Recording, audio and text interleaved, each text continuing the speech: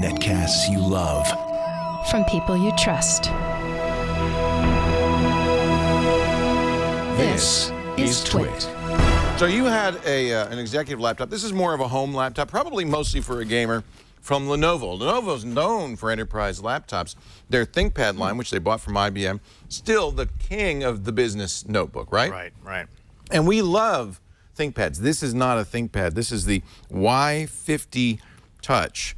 And when you say why, I might ask the same thing. Why? About $1,200. You can configure it, but it's basically high-end i7 processor, lots of RAM, nice keyboard. In fact, notice kind of an expansive keyboard. At first I thought, what is this, for the Excel junkie? It has a numeric keypad, but then I realized, oh no, that's gamers want those, right? Because many PC games use those game pads.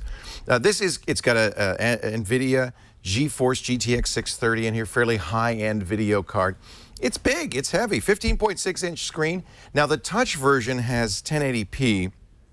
They do make a version of this with a UHD screen, but I have to say, even with 1080p, I found it hard to read this. I had to go into the Windows settings and make the fonts a little bit bigger because some of the touch points are a little hard to see. And just as you would expect with a laptop that's about media, it's got pretty good sounding speakers. Really good. That sounds great. The bass is good. It's ported bass on the bottom. It's Dolby, or doubly, as they say. These are JBL speakers, and I think, look, it's not you can't have a party, but if you're sitting and playing a game or watching a movie, it sounds pretty good for a laptop, for laptop speakers.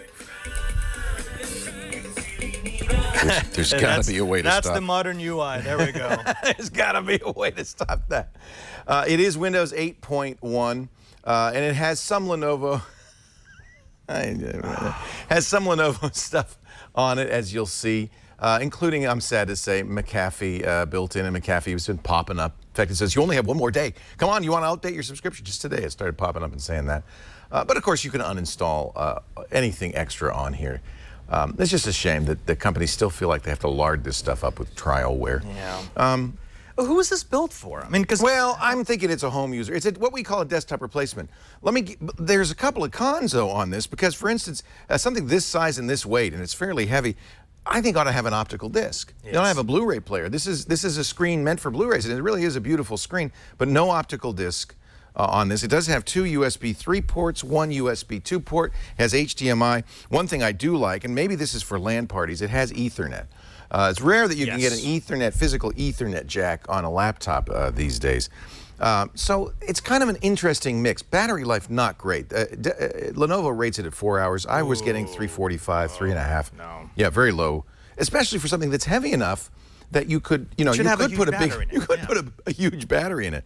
Unlike that HP that you saw, there's no easy way to remove this back. These are screws all the way around. I suppose you could get in there, but Lenovo doesn't expect you to. They're not, they're not really interested in doing that. Let's talk about pros and cons on this thing. On the pros, it does have a good keyboard.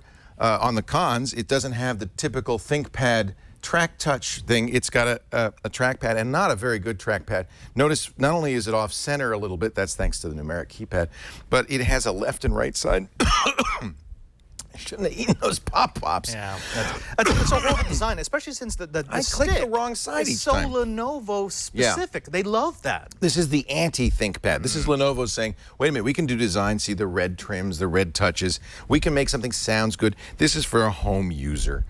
Obviously. It is fast, and it's a beautiful screen. I like the screen. Touch was a little sluggish, and I don't know whether to log in here. I don't know whether to blame Windows 8 on this or whether to blame the touch, but I was frequently doing this more than once, trying to, get the various gestures to work, coming in from the edge and so forth. And it could be that the screen wasn't super responsive, but, I often blame Windows 8.1. I'm just not a big fan of Windows 8. Friends don't let friends buy Windows, my friends. So I have to give that a negative. Price is a little high, too. At $1,200 starting point, you could get there are many good choices, including, I should point out, a MacBook Pro you could get in that price point, and you might be a little bit happier with the operating system on that. Keys do light up. So pros, good keyboard, good sound, good screen. The physical attributes of this are nice. On the cons, an okay trackpad, but I don't like the way that it's divided up. It's very confusing. Notice, by the way, I'm doing gestures every time I touch the trackpad. That drives me nuts. That's Windows 8, my friends. The hardware, though, is very good on this. The downsides, very poor battery life, a little bit pricey, and a lack of optical drive really seems to be a negative to me.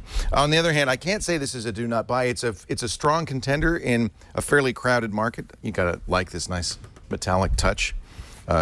Top and so forth. I'm going to say it's a try. It may not be the perfect computer for you. It certainly isn't the right computer for somebody who wants a business-style ThinkPad. This ain't a ThinkPad. This is a home machine, a desktop replacement, most likely designed for the gamer on the road. That's the Lenovo Y50 Touch.